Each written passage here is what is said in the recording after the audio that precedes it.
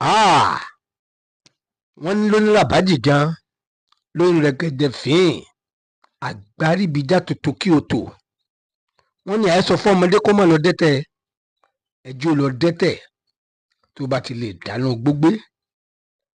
Bẹ́ẹ̀ náà ni ọ̀rọ̀ ṣe rí fún àwọn bíi 40 ó lé díẹ̀ tí wọ́n gbésùmọ̀mí tí wọ́n fẹ́ dìtẹ̀ gba ìjọba lọ́wọ́ President Bola Ahmed Tinubu.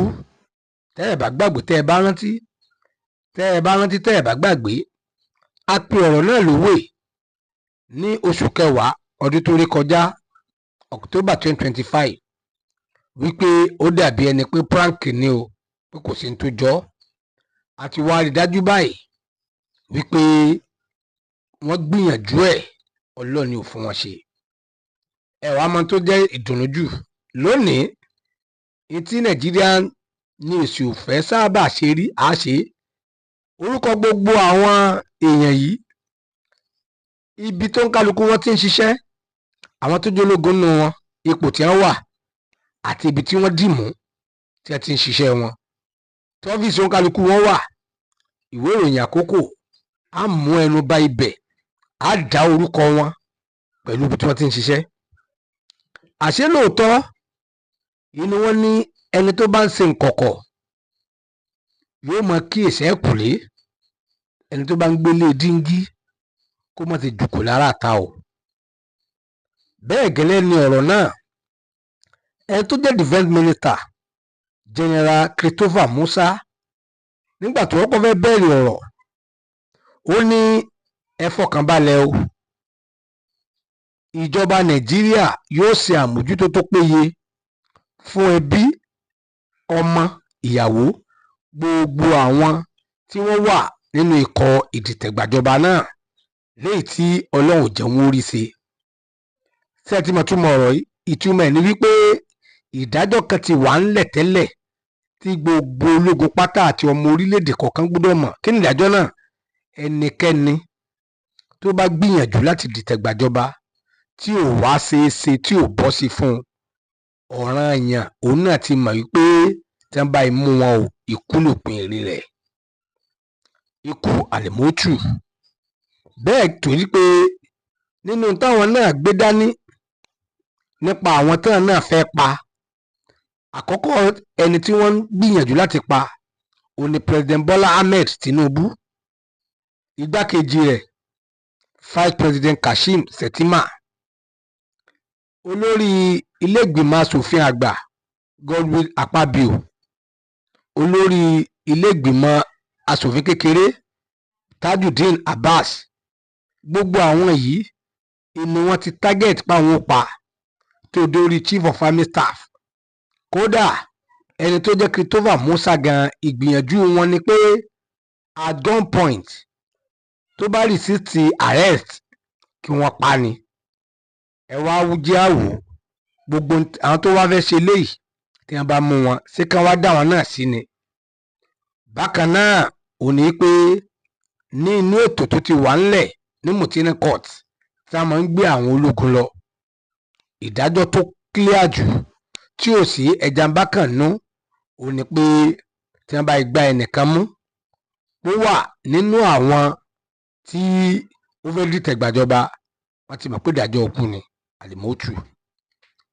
Àwọn àmọ́ dárúkọ wọn ó tiẹ̀ tún wá yà ní lẹ́nu. Àwọn kan ní ẹyin, àwọn kan bẹ́nu wọn bíi àlìmàkúra wípé olóṣèlú ńlá ni bàbá wọn.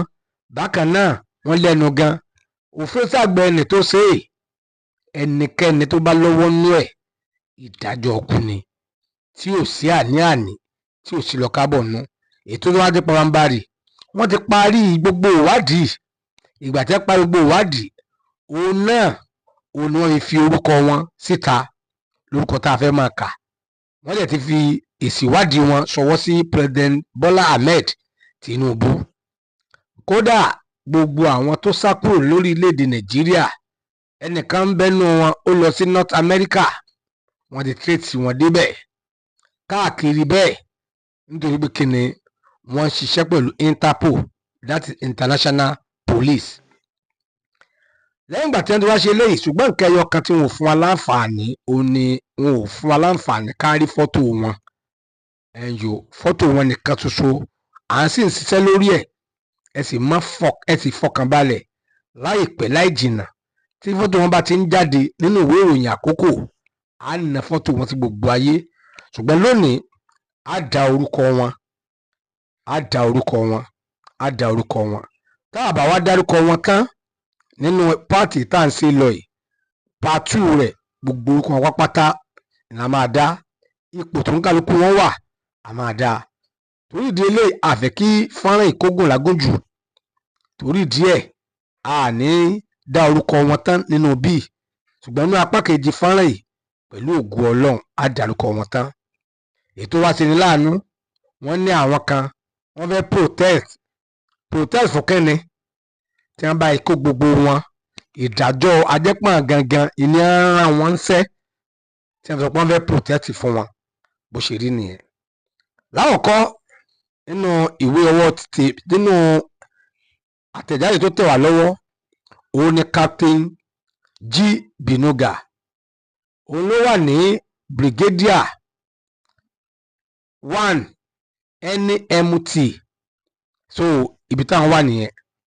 ẹnì kejì òun ni Colonel SM Ghana, òun wà ní 115 Task Force Battalion, 115 Task Force Battalion.